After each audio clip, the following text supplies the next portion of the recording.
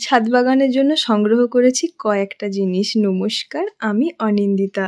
অনেক দিন পর ভিডিও নিয়ে এসেছি। অনেক কাজের ব্যস্ততা, তাই ভিডিও একদমই আপলোড করা হচ্ছে না।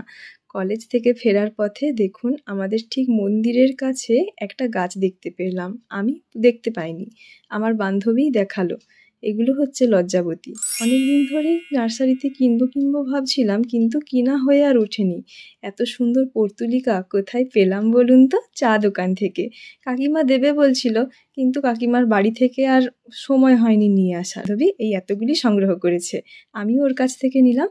তো আজকে আমাদের সংগ্রহ হচ্ছে এই লজ্জাবতীর গাছ আর এই পর্তুলিকাগুলো।